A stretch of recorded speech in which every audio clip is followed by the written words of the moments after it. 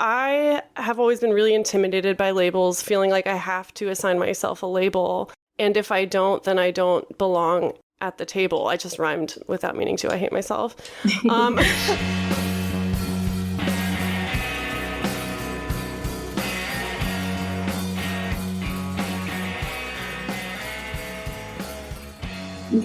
postponed this for over 2 years now? Yeah. Well, we've been talking about it since we met. Why don't you tell the listeners your name, pronouns, anything else, like where you live, how old you are if you want. And then I guess we can start by telling how we met. Sure. Yeah. I'm Teddy. I use Z or they pronouns.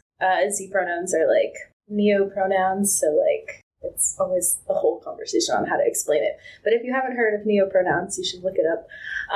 And I have to be honest, Teddy, I have not. Okay. Then I'll explain in a moment. Okay. Sorry, your work is going to be cut out for you today. It's okay. I'm prepared. And I'm 27, and I'm currently in Portland, Oregon. I love Portland. How long have you lived there?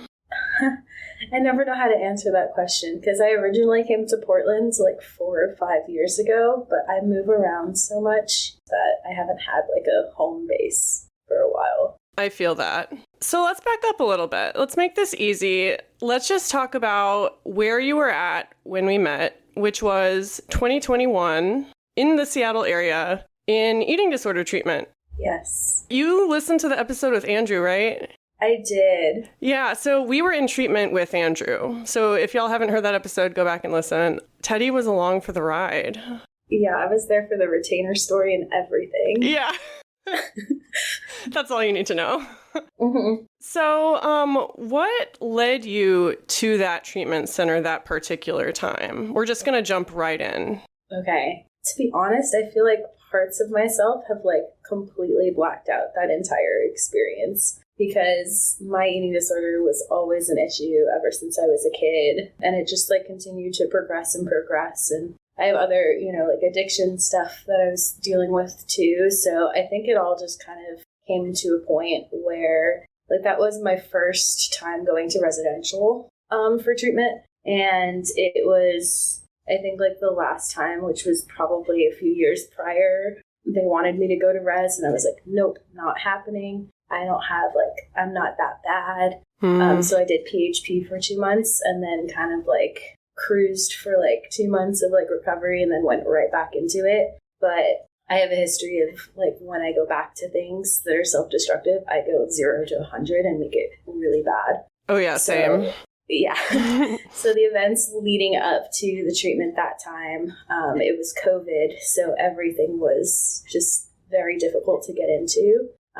So my levels were really bad. My behaviors were off the charts. And my doctor was concerned, obviously. And I was like, okay, maybe I can rearrange my life and make this happen. And I did. It was Washington. So I made the little trek up there and my car was in a storage unit and it was a whole thing. I remember the car. Through this whole process, you were kind of updating us and it was a whole situation. Mm-hmm. Yeah, but I'm skipping ahead a little bit. That's good. But that'll happen a lot. I feel like we're just going to bounce around. That's fine. That's preferred, to be honest. TBH. So you said you made the decision to change your life. Was that a lightning bolt moment or did it kind of happen over time? Yeah, that's a great question. I feel like I have little moments of my life where I'm okay, things are really not okay. And it's up to me to change these things if I so choose to. And I think at that point I just had... I think my people pleasing was really what got me into treatment. Because I don't think I wanted to go alone, by myself until I got there and I was okay. The first week was awful, but then I finally settled in. You were so scared from my perspective. Was that accurate? Yeah, I think, I don't know. I was really nervous to just interact with others who had really bad eating disorders as well. And then it was more of the hospital scene too. I was ooh, I don't know if I'm cut out for this. You know what's funny? But, when you said with others who had really bad eating disorders as well, the first thought I had was, oh, mine wasn't that bad. I feel like that's such a common thread in all the conversations that we have on this podcast and just in life is like, no one feels like they're bad enough to be there. I mean, that's just what it seems like, you know? Right. Anyway, I just thought that was interesting. Totally. So you got there, and I was like there for a day or two when you got there. And Andrew was like the other new patient. So the three of us like kind of got there at the same time. And I was just relieved when you got there because like there was another new person. And I saw you like doing a lot of art and reading a lot. And so I kind of made up in my mind that I was going to be your friend. I don't remember like how it happened exactly. I know that you were kind of slow to open up and slow to engage, would you say? Definitely. I think more so because I was an introvert and like there were lots of other personalities who, you know, were very like into like sharing in all the groups and stuff. And I was more of a, I'm going to listen. This is how I learn. I'm going to listen. And then if I absolutely have to, like I'll share something about myself. But definitely more closed off at first until I like started to get to know people. And if I remember correctly, like you used to like wake up really early. And I think I was up early too. And that's kind of how it started. I used to go out into the common room before breakfast and like journal or whatever. And yeah, you did too. Yeah, I was doing my watercolor stripe paintings. Oh yeah. Do you still do that? I do. We could just talk about art for this whole episode, but we need to stay focused. Okay. Talk about those first few days. Like, it was your first time in residential, and that is a huge adjustment. And it was it was like you weren't from Seattle, so you weren't even local to the area. It was definitely scary to like walk into a place, not know anybody first off, and then be in a completely new environment with lots of rules and requirements and things like that. I think specifically like the first few days were really difficult because I wasn't treated the greatest in terms of like gender stuff and like accessibility and whatnot. I don't know if I remember telling you this or not, but I think it was like day 4 or 5 until I learned that like they had a gender neutral bathroom that I could use. Yeah, I remember that. And it was just like so, I don't know. My therapist at the time was like, yeah, that's traumatizing. Because for me, right, I was assigned female at birth. And so like I was in like the women's room every single morning, you know, doing the routine that we had to do. And it just like felt so uncomfortable. Well, yeah, you have to wear like those thin 100. gowns and like step on the scale in front of everybody. And like the showers are communal. And it's just like, yeah, it's uncomfortable at the least. Yeah. And then throw in the gender stuff where I was like, I don't identify as a female or a woman. So it just like felt kind of like wrong to like be in there in the first place. But also like it didn't affirm anything of my gender. So let's back up a bit. You were going to explain the pronouns to me. Yes. And I want to talk about like your gender identity, like at the time when you went into treatment and like what that journey looked like in your earlier years, I guess. Yeah, sure. So I never really know how to explain certain things because everybody explains it differently. So like I don't have a degree in this.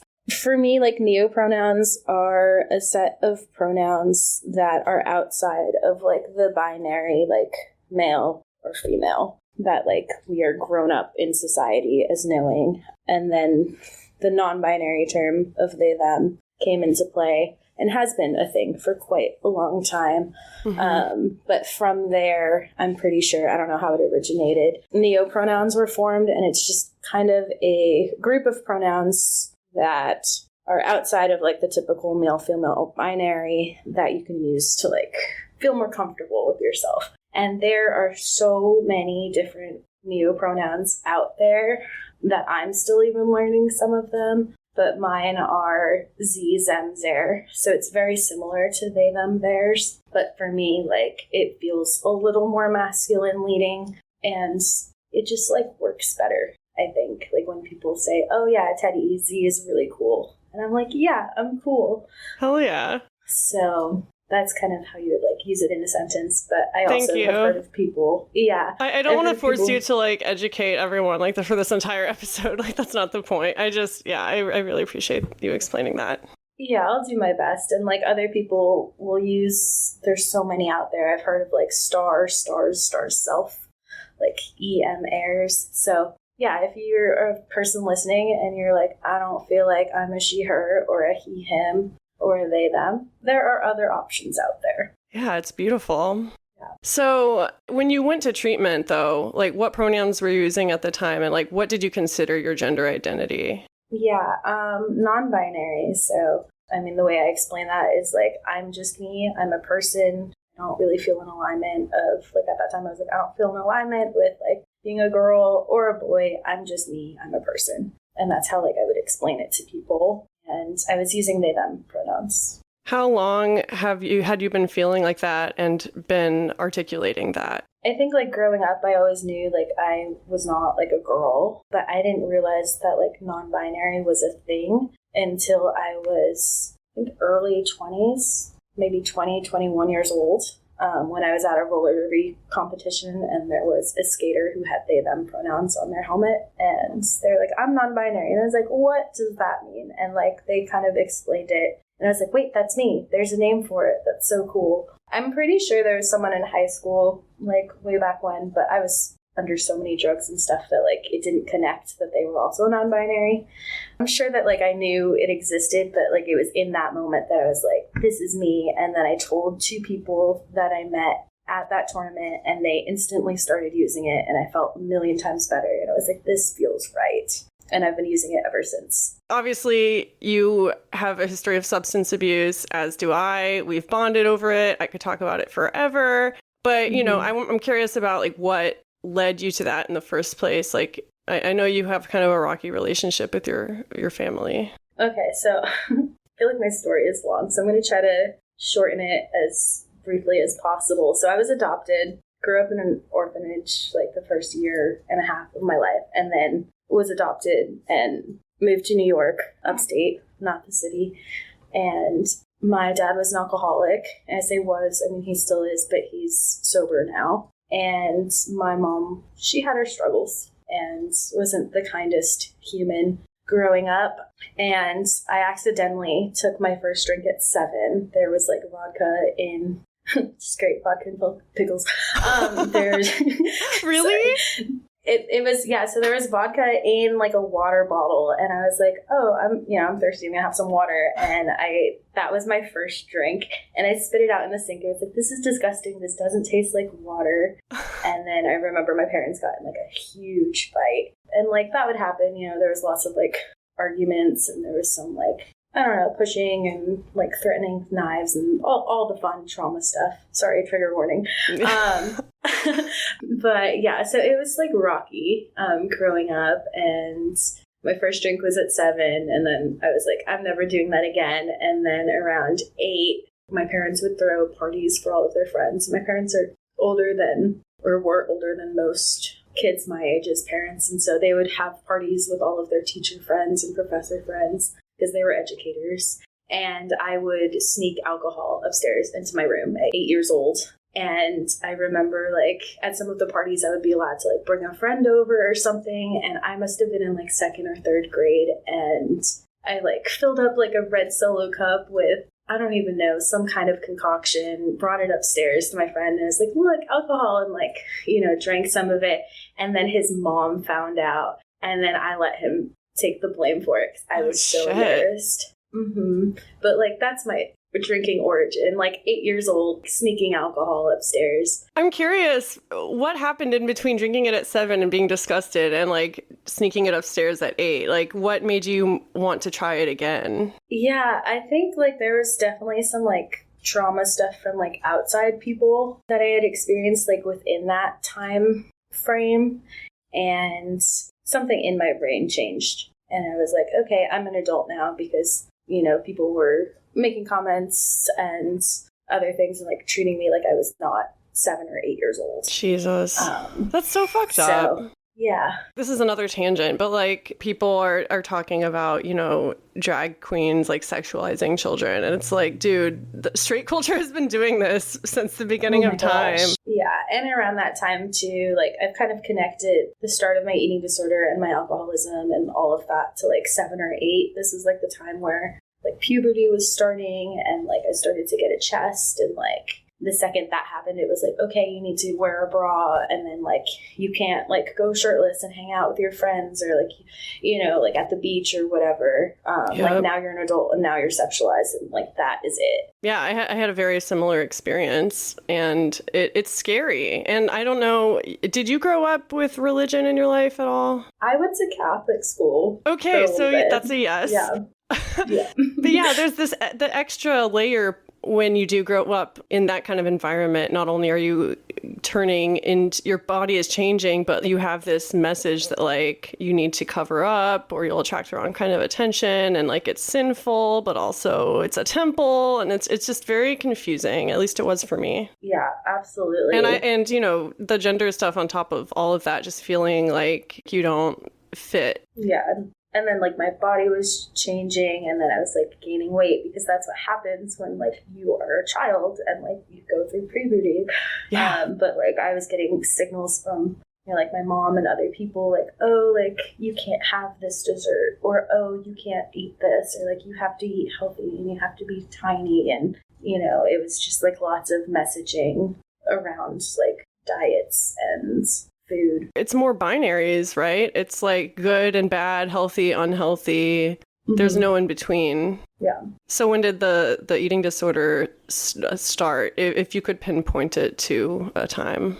Yeah, so I feel like I've always had issues with food. Like, I was malnourished in the orphanage, like wasn't on the birth charts until I was like a little kid, and then like definitely had ARFID, so like avoidant food intake disorder.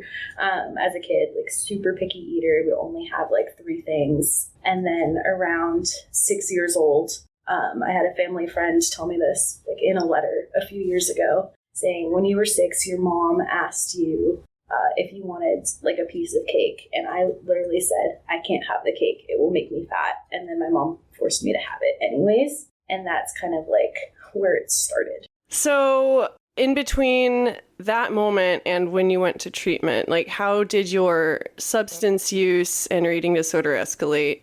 Oof, it just got really bad. I think everything kind of hit a point. Like when I was 11, I started like using pills here and there, and then tried to purge for the first time, and it didn't work. And I was like, this is stupid. And then I went into exercise really heavy. That was kind of like my life for a really long time.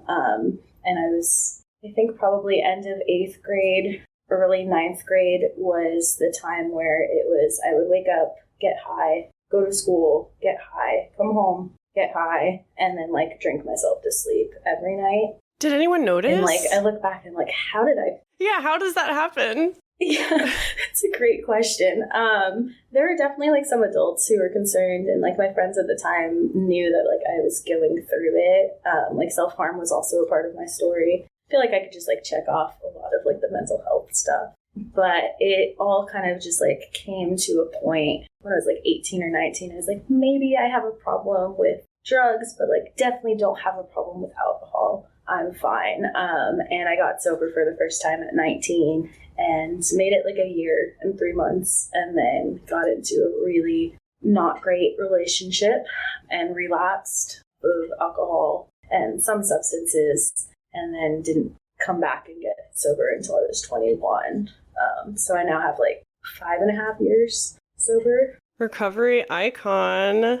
Thanks. No, seriously. One day at a time. For fucking real. When you got sober the second time, what do you think was the difference that made it stick that time? Like, how did you get sober, first of all? Like, what kind of support did you have? Okay, so I'm trying to think of like traditions and certain programs. Definitely used like supportive groups to help get me sober. That second time around, I like had like a really rough evening with my ex-partner at the time. That was like a very abusive, very like messed up evening, and I was very drunk. And like I posted something on social media like, I'm having so much fun, and someone that I met at a sober convention reached out and was like, that really sucks. And there was something in me that I was like, yeah, I need help. And they sent me the phone number of someone who had long-term sobriety, and I called her the next day and was like, hey, I need help. I can't do this anymore. Like, I feel like I'm going to die every second of the day. And she helped me so much through that. And that's kind of how I got sober.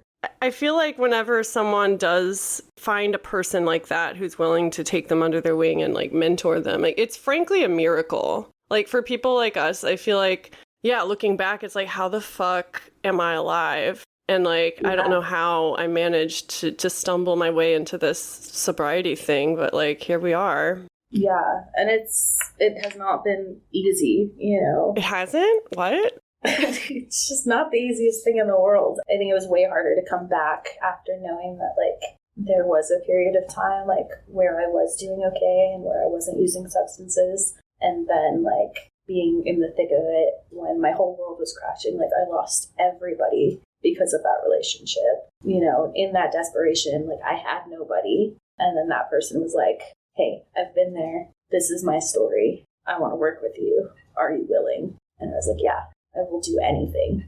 And that's what I did. You know, I followed her suggestions and it kind of went from there. And you found a community, right? Yeah, I found a really great community. Because I remember when we met, you were doing like Zoom meetings, like hosting them or something. Yeah, I was going to Zoom meetings like every single day and then like staying on afterwards for fellowship for hours. And like that's what I needed to do at the time because like I didn't trust myself. Like there were nights where I would have to like sit on my hands and be like, I am not allowed to move because I am either going to like do something self-destructive or like drink. Yeah. And that's not a bad thing, like to realize that you have to do that. Like I think there's a strength to that. Just realizing that you're helpless and that you can't do it on your own. Yeah. I remember being like really resistant to those sorts of meetings, and you actually got me to like try it out, and it was really, really cool. And I've gone back to a few more like since we last saw each other in person. Nice. Yeah. Yeah, and I think too, like for those listening, like there are so many pathways of recovery. Like meetings might work for you, meetings might not, you know. Movement might work for you, movement might not. Attending like sober events might be like the way that you get recovery, and that's completely valid too. Yeah, or something might work for you for a while and then all of a sudden it doesn't work anymore. Like that's fine too. Yeah. You know, recovery is the messiest thing ever, and anyone who makes it seem otherwise like has a filter on. Definitely. I mean, it's like you were saying, like when you do get sober, for instance, life gets harder in many cases. Like for me, it just kind of put a magnifying glass to all the things I had been ignoring. And I didn't have life skills to deal with them once I got sober because I had just been like floating for so long in a bubble of my own making. So you got sober, but your eating disorder was still going on, I'm assuming. My eating disorder got way worse. Yeah, that happened to me too. It's very common. Definitely traded one maladaptive coping skill for the other. And there were like a few assaults that happened like in that time frame. And for me, like the only way that my brain was like, we can get through this is through using my eating disorder. And like, that's what I needed at the time. And I remember like my support person saying like, hey, I think you need like treatment. Like, I think you should see like a therapist and get like a dietitian and, you know, maybe go to a treatment center because you're getting really bad. And, you know, there's nothing that they could do to help. And, like, I took the suggestions and, like, did the things. But I have periods where it's, like, I get really bad. And then I, like, recover for a little bit. Or I go to treatment for a little bit. And then I'm okay. And then I get bad again. So I got sober. Eating disorder got worse. And then treatment kind of happened a couple years later, residential. Now, it was your first time in res, but had you sought any sort of treatment for your mental health issues before then? Like therapy or school guidance counselors? Yeah, I was in therapy. I got placed in therapy when I was 10 years old. The story that I heard was, you know, my parents had like a domestic dispute, and then, I don't know, someone told them that like I should be in therapy. And so I started therapy when I was 10. And I've seen many different therapists over the years. I still have a therapist now. But I started with therapy, and then I did like meetings and stuff. And then I did PHP, which is, I guess, like all day treatment. And then I would come home at night for my eating disorder. When I first got sober the second time. That didn't make sense. But the second time I got sober early in sobriety that time, I went to PHP for a few months and then didn't do treatment for probably like 2 years or so. And my eating disorder got bad again until the point where my team was like, you need to be in residential. And that's where we met. Yay! Okay, so now we are in Seattle in the treatment center. We're talking, we're doing art projects together. At what point do we start going to the LGBTQ group? I feel like I wasn't in res for too long. I feel like my insurance cut me pretty soon. So it must have been within like week 2. Okay. Week 2 or 3. Because I think I was only in res for 2.5 weeks. And then PHP, I was able to do the LGBT group as well. Yeah, that was an amazing group. The reason I bring it up is because that group holds a very special place in my heart. Because, you know, when I was in treatment, that was when I started exploring my own queer identity, and it was really scary, and I felt like I couldn't even talk about it. And you were one of those people that just made me feel like I was allowed to talk about it and that I should talk about it. And we had a lot of really, really beautiful conversations. And, you know, that group sparked a lot of them.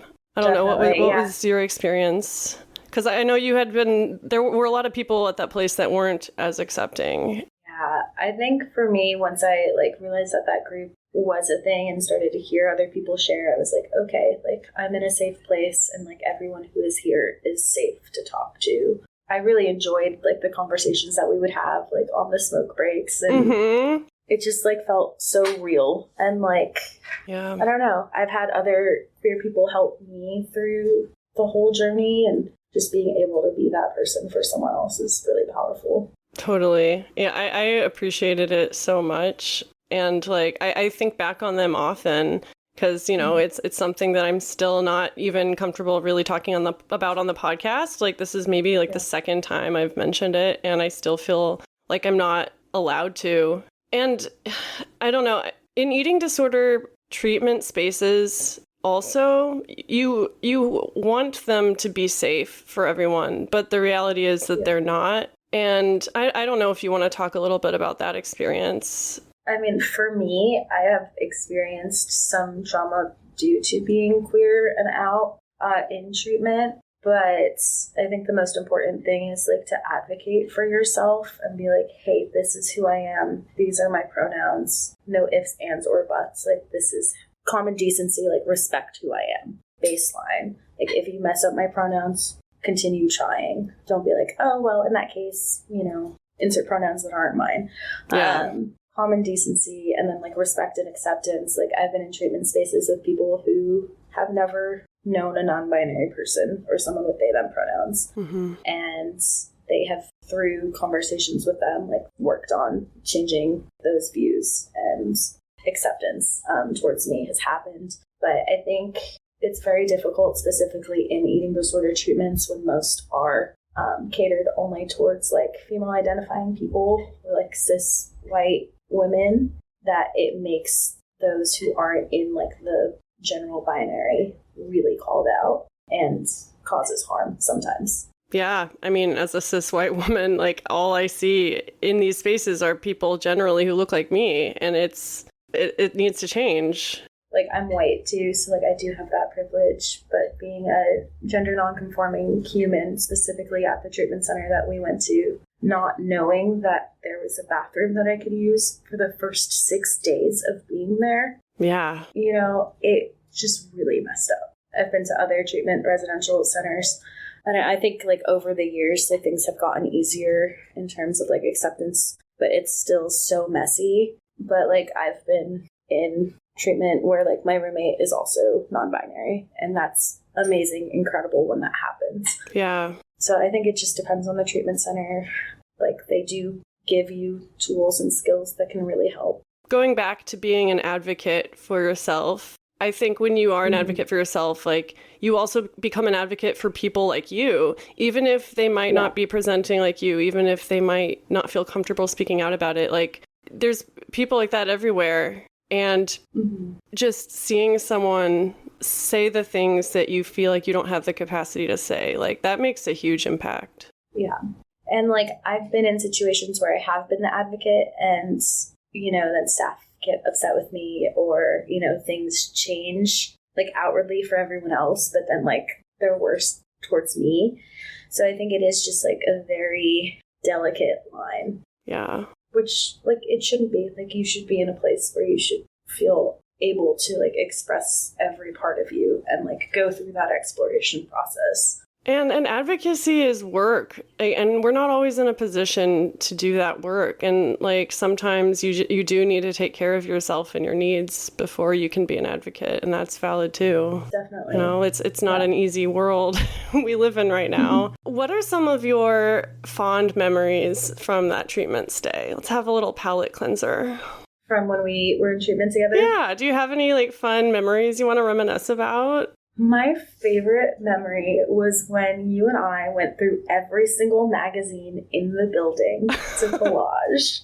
And we covered the entire desk with like magazine cuttings, and people were trying to focus in group, and we were over there with our scissors cutting out words and like putting them in piles. Yes, I bought a whole like folder system on Amazon so I could organize my clippings. And I still do that as I speak. I have a cubby system in front of me full of magazine clippings. It's great. Yeah. I think that was one of my favorite moments. And then like in the evenings, sometimes we'd play like cards or like Among Us. I learned how to play Among Us there. Yeah. I felt like such an old person. I remember. I have not played it since. I don't think I have either. Does anybody? I feel like it was one of those fads. Now I sound like an old person. I've been having lots of moments with my current job where I feel like I'm very old. Here's a question for you. Please. When you were in school as a kid, did you have to like put paper bags over your books, like your school books? Well, I was homeschooled. So right, I remember. So I don't know. I'm sorry. But wait. No, it's okay. Why would you put paper bags over your books? Yeah, so I'm learning, and maybe it was just like a Catholic school thing, but I asked like 4 of my coworkers yesterday, and they all looked at me like I was foreign, and I was like, okay, cool. Thanks. And then I spoke to like 2 people who were close to my age, and they were like, oh yeah, I remember that. Like you would like draw on like the paper bag over the book, and that was just like what you did to protect the books in school. Oh, like you were making your own book jacket? Kind of, yeah. Oh, that's rad. I kind of want to do that now. No, why not? Why the fuck not? Everything is an art project if you try hard enough. Mm-hmm. What were you even talking about? Feeling old. Feeling old, yes. So you've been up to a lot of shit since I last saw you. Oh yeah, it's been a whirlwind. So when did you leave treatment? I know that in and of itself was a really rough time. What was your headspace like when you left? I think I was in like a decent headspace. Like PHP really helped until, insurance cut, and then I was like out and alone in the world. But I was able to do some like movement exposures and like start skating again, and that was really helpful. So like skating combined with like artwork at that time really helped with my recovery. You keep talking about exposures, and I know what it is, but for the listeners, could you just explain like what that is and why it's been helpful for you? Ooh. Do you want to try to explain it? Movement, for instance, is something that people with eating disorders abuse, over-exercising and that sort of thing. Yeah. And, in recovery, some people aren't able to just jump right back into exercise. Like even just something as simple as going on a walk, like that would be almost like an alcoholic, going to the beer aisle of a grocery store. But everyone has to like move. And so exposure is when like you start learning how to do those things again in a healthy way by easing yourself into it. That was a great definition. And then like in PHP, I was able to have like the support of a team to like help monitor or like to keep me accountable for like movement exposures. So what would that look like for you? I think like at that time it was like you're allowed to go skating in this, insert time frame here, and then journal before, journal after, and then we're going to check in session and like see what emotions came up or what urges came up, and then kind of like work through that. Honestly, as a practice, I think more people should do that. Like when it comes to activities we do, I think like one thing they teach you in treatment is to just obsessively reflect on things. And I don't know. I think I've carried that forward with me a lot in my daily life. And I think more people should do it, just checking in with yourself, like before, during, and after you do something. I mean, there's no harm in self-reflection. And I mean, you can self-reflect to death. maybe don't do that. What was I about to say? Oh, yeah, like even through like those exposures and like doing more exposures over time, like I've realized that actually like roller derby was a behavior for me. And I didn't even realize that because someone asked me the question, would you still skate if you knew that it would not change the way you look?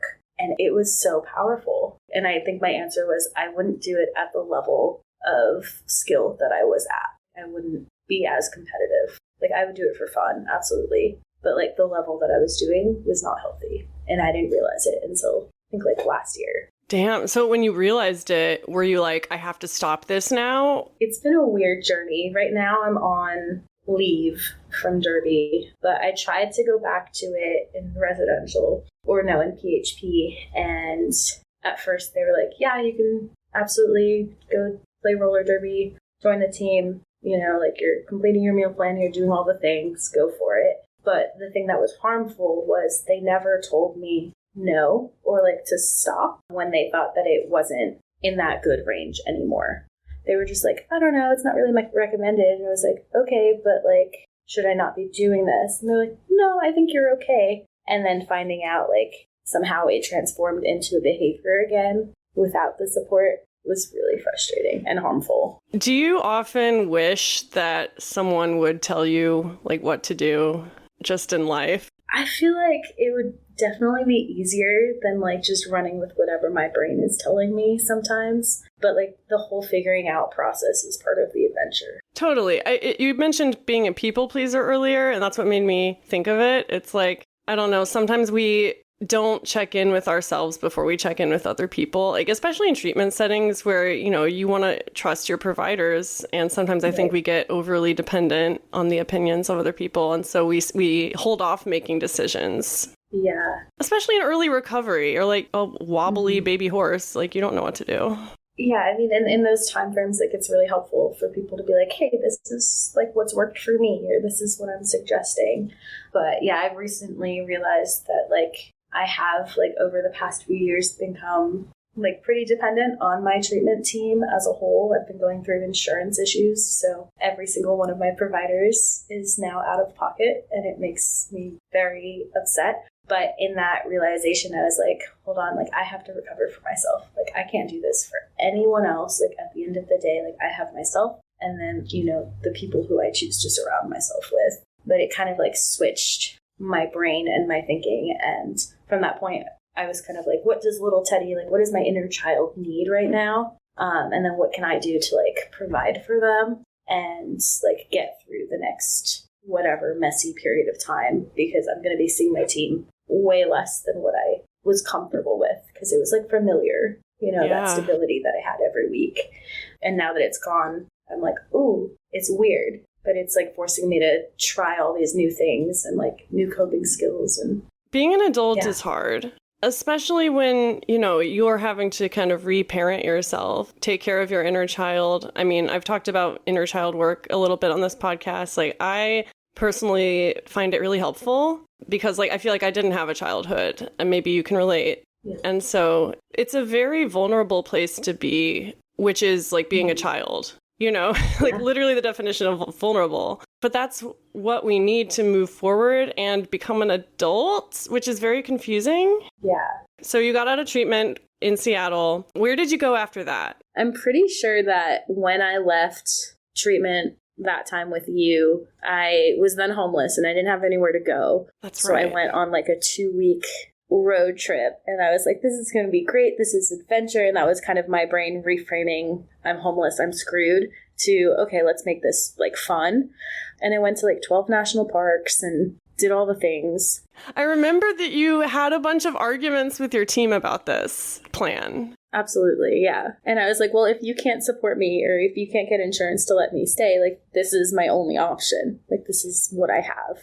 Again, advocating for yourself. Yes. It was lots of advocating and, yeah. But yeah, so I'm pretty sure that was when I went on my wild adventure. Otherwise, that was the treatment time after. Everything kind of blurs together. Do you remember how your mental health was through those weeks, like how your recovery was going? Yeah, it was a struggle. Like the first few weeks, I was like really adamant of like, okay, this is what I have to do. This is how I can complete my meal plan, and this is how I can do all of the things. But then I went back to, that's what happened. I went back to my really toxic job afterwards. I did 2 weeks on the road, and then I got called in, and they were like, hey, can you come to work earlier than, your medical leave? And I said, sure, I need the money. And then that sent me into like another spiral. And then in August of that year, I was back in residential. So what was that time like compared to the time when we met?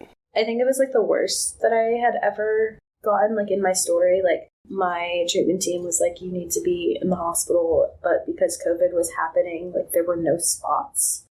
So then they were like, okay, let's try for residential. And so whichever one opens up a spot, that's where you're going. Like, I didn't really have a choice. Like, I did, but, like, it definitely didn't feel like I did in the moment. And I ended up in residential, and it was incredible and, like, helped. And then I think I ended up into residential a few times in the past 3 or 4 years. Hey, nothing wrong with that. Yeah. That might have been when I went to the Grand Canyon and, like, lived there for a little bit. Okay, so you need to tell that story, because I have not really heard about this. I've been following you on social media and stuff, but... And to those of you listening, if you go to my blog, you'll have the actual timeline, because I am 50-50 if this timeline is accurate. Dude, it's okay. I have, like, caught myself just spouting blatant misinformation about my past on the podcast because I can't remember shit.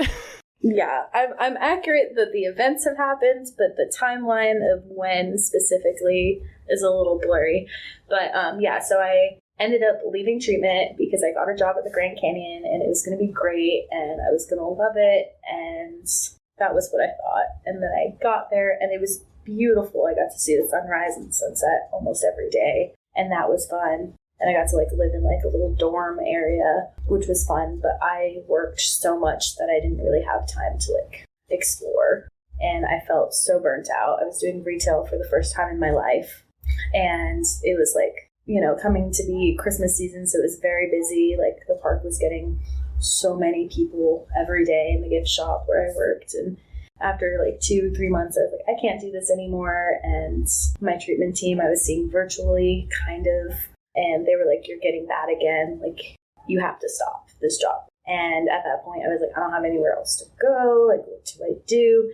And I went home to New York for 1.5 weeks. And in that 1.5 weeks, I started to purge for the first time in my eating disorder journey. And my treatment team was like, you need to be hospitalized, like, now. And I was like, I'm in New York.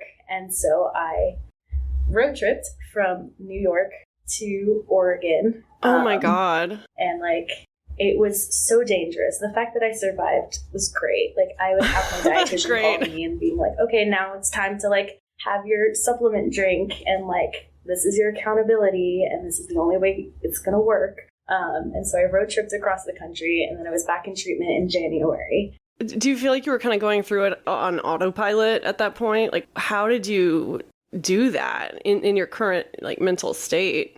I don't know. All I knew was, like, I cannot be in New York, and I have to get out of here, and, like, I have to go to treatment because, like, I had done so much work in August, and then even in January when we met, like, the year prior, that I was like, I need help. Like, I knew that I needed help. And that was when I started writing my blog on my, like, adventures of, I think that might have been, like, one of my first posts. I, like, created a newsletter, and it was all about my road trip and how I, like, almost escaped death twice because, like, a truck, like, sided my car on the trip, and then another truck was going one way down the opposite way where I was, and, like, just missed me. And oh my God. A crazy adventure, or, like, a wild adventure. What's your blog called for those who want to look it up?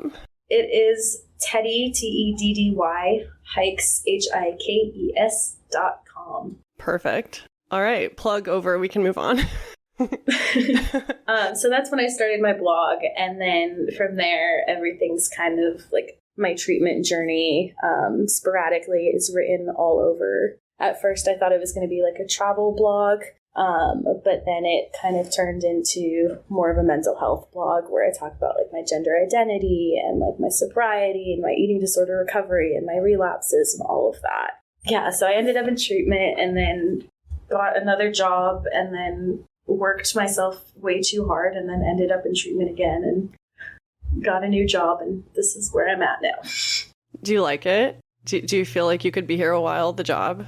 I don't know yet. I should rephrase that. Do you feel like being at your current job is allowing you to work on your mental health? Come back to me on that question. Okay, sorry. Because when I was originally hired, I was hired for a different position, and like we're trying to open up a like sober community kind of clubhouse for teenagers. What? That sounds incredible. Yeah, it's so fun. But the center was supposed to be open in March, and it's still not open yet. So you do the math. I've been working here for a couple months now, but I recently last week switched jobs.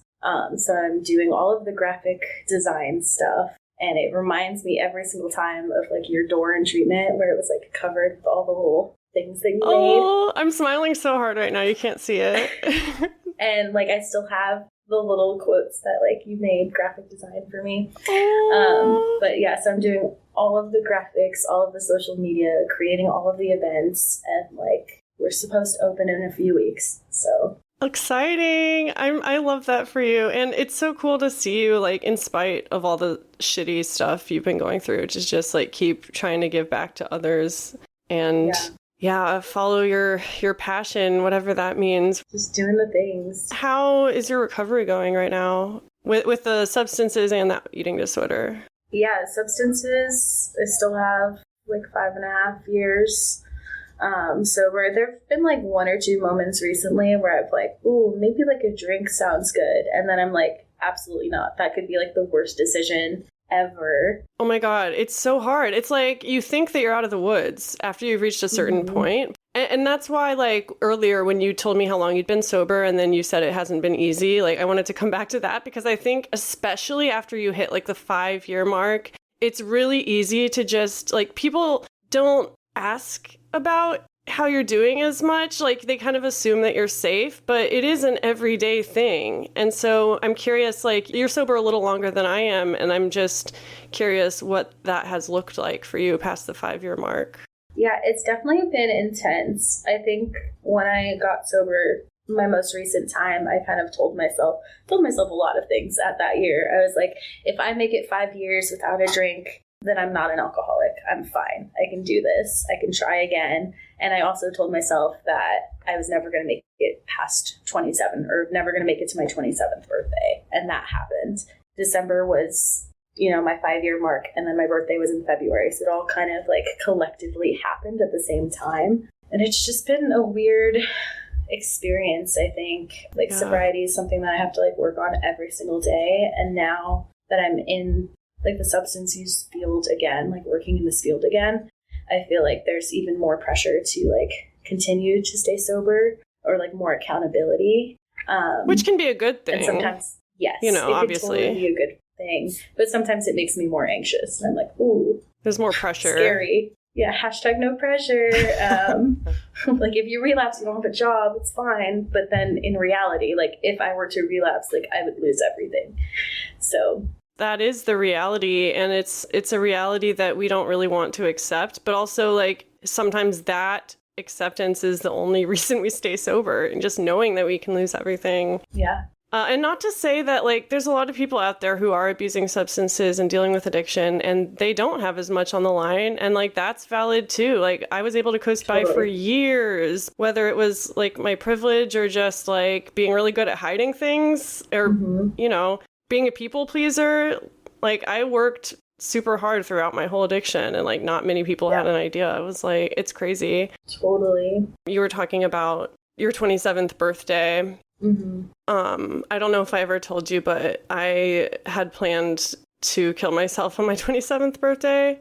And that was when I was a full-blown alcoholic as well. And so like I got sober from alcohol right before my 27th birthday. And so that feeling you describe of weird, the word you used was weird. And like, it's so true. It's like, okay, what now? Like, I guess I'm happy to be here, but what now? Yeah, exactly. I recently talked on my most recent episode about my 4-year soberversary from alcohol and like feeling like a fraud. I still use some substances and I feel a lot of guilt about that. And like I preach harm reduction from the mountaintops, but when it comes to myself, I do feel like a fraud. And I had a listener send in a voicemail just basically telling me how valid I am and how much hard work I've done. And I wanted to spread that sentiment to you because I feel like from my perspective, you've done an incredible amount of work and have struggled a lot and you're here and that's a huge accomplishment. But also I feel like something people do when you have been in recovery for a while is they lavish praise on you and they like make you feel really awkward and a lot of pressure. And I don't want to do that, but I just want to validate the shit out of you. Thanks. And same, like 4 years like without alcohol, like that's huge. I think like the longer that I have sober, I'm like, you know, in terms of the harm reduction, I think that's incredible. You don't have to do it all at once. You don't even have to do it all ever, you know, if that's part of your journey. Like, just making steps to, like, become your most authentic self or, like, who you wish that, like, you would be is huge. Yeah, you can't do it all at once. I was on Facebook of all places, and this morning I came across a really insightful comment, which was, everything in moderation is still everything. Like, you're not supposed to, you can't do everything. Even if you try to do it all in moderation, like you still can't do it all. And so I think that applies to recovery as well. Like I think especially when we have a lot of like poly addictions and like multiple disorders, it's sometimes we feel like we do have to focus on everything at once. Do you feel like you've tried to do that in the past / are still doing that? Absolutely. I feel like too, I just like wish I could control everything that's happening. That'd be nice. I just realized like that is not possible. And the more that I try to like control things, the more I realize that like I absolutely cannot control anything. So how the fuck have you been dealing with that lately? What's been helping you these days?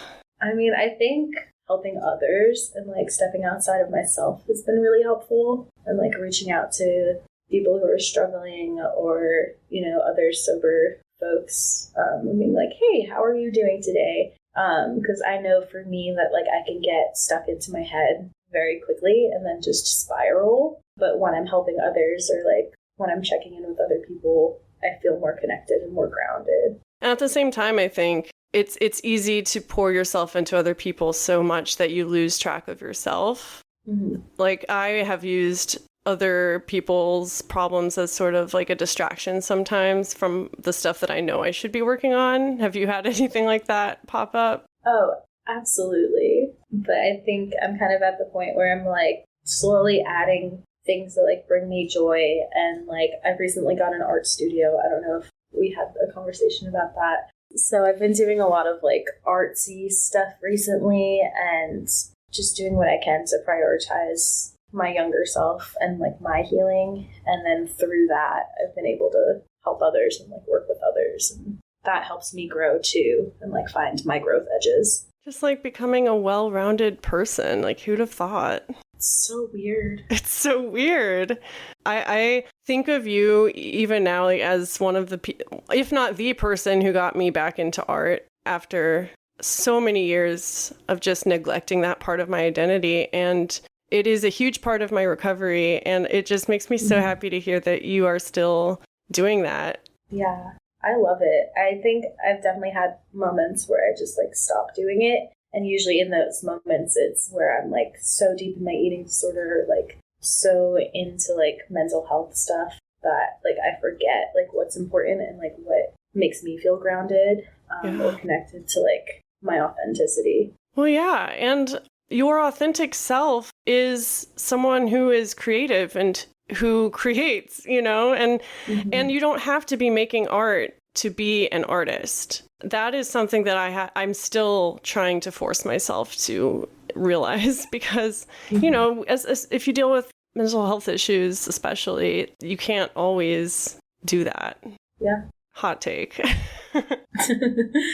So it is Pride Month, and I wanted to ask you, like, how your gender identity, like, where you are right now with that. And, like, also, what are you most proud of right now I guess I kind of crammed two questions in one. Okay, so what am I most proud of in terms of myself, and then where I'm at gender-wise? Yeah, like, as you've been dealing with this recovery stuff, how have you been true to your authentic self? And, like, how have you grown in the way that you understand your gender identity and the way that you express that? Yeah, those are great questions.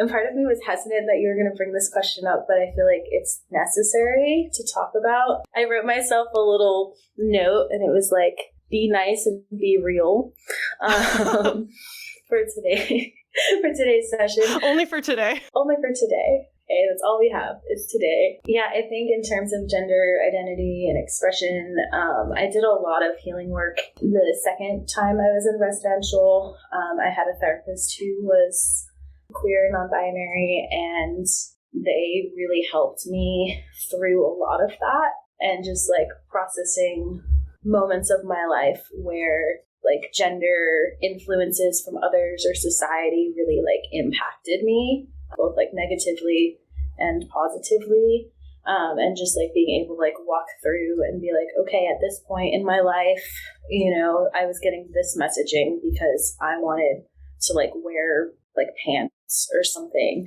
versus like I wanted to cut my hair, or, you know, all of these things. But more recently, I have started testosterone.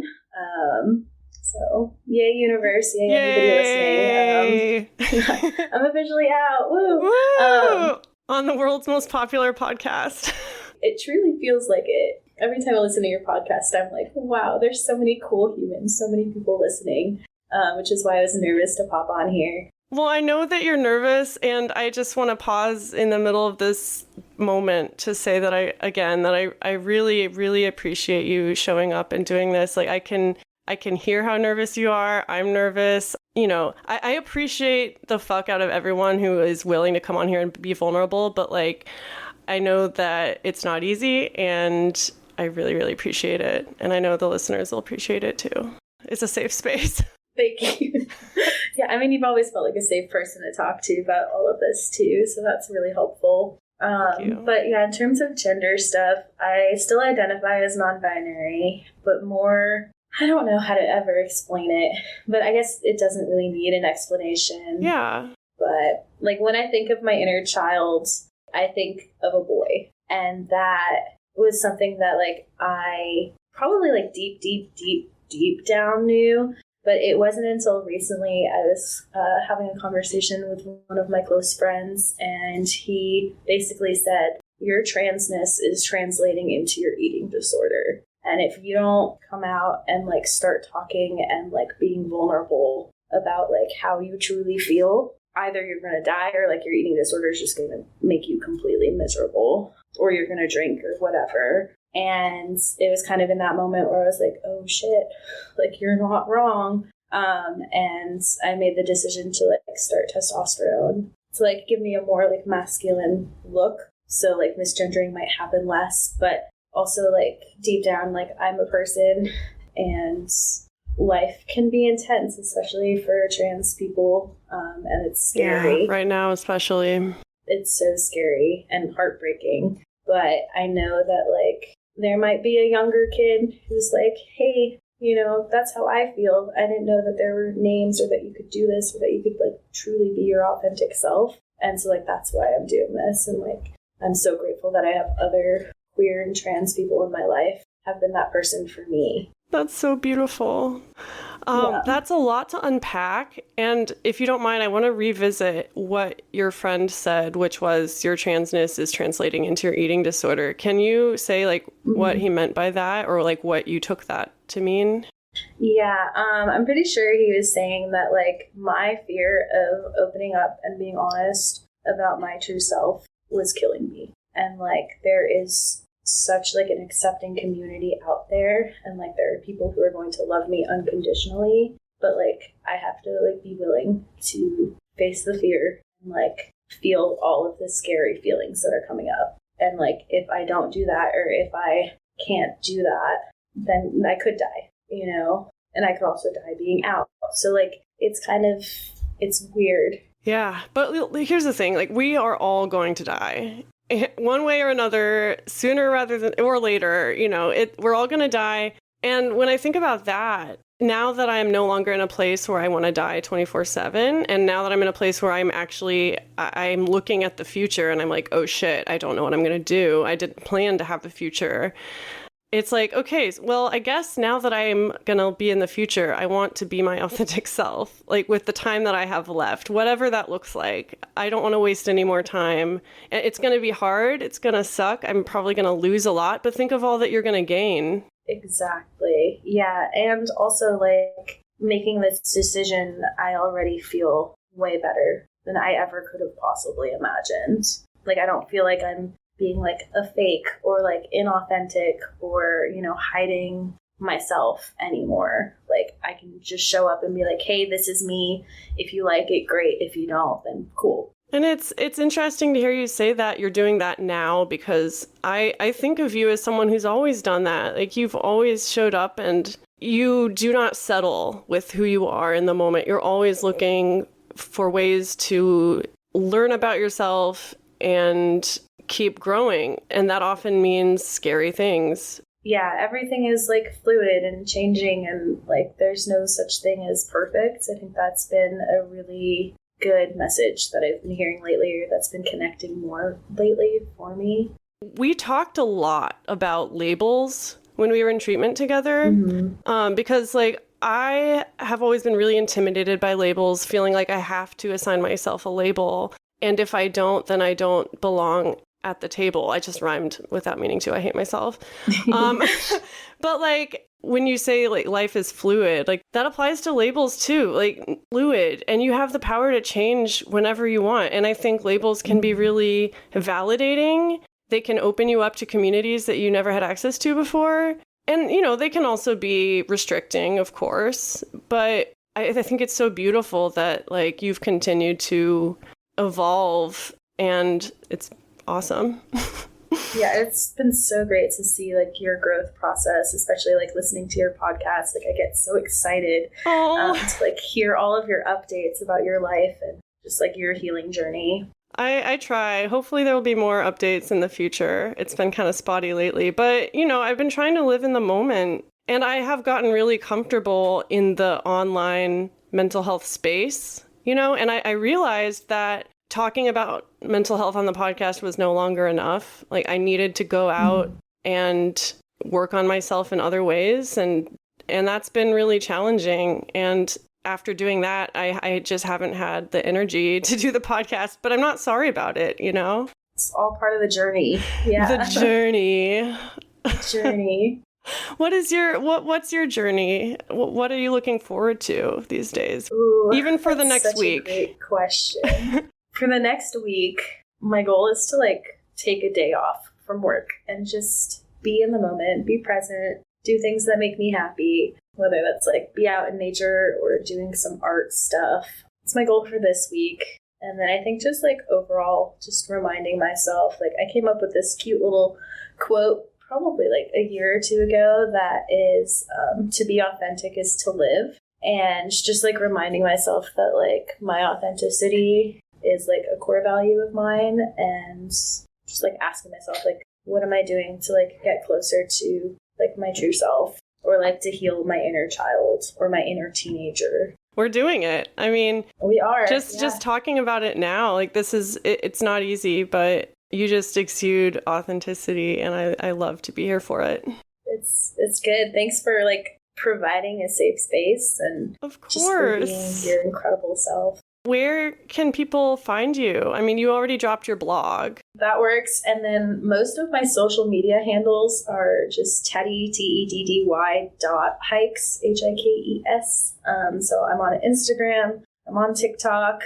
I don't really post much on there anymore. And I have my blog, which I haven't posted in about a month. But if you want to read along all of my journey and all of my posts and stuff, feel free. Awesome. Before we say goodbye, is there anything else you want to say, or anything else you want to cover? I think just like to anyone struggling, just remembering that like everything is temporary and like it passes, and like just reach out to those who want what's best for you, and like those are your people.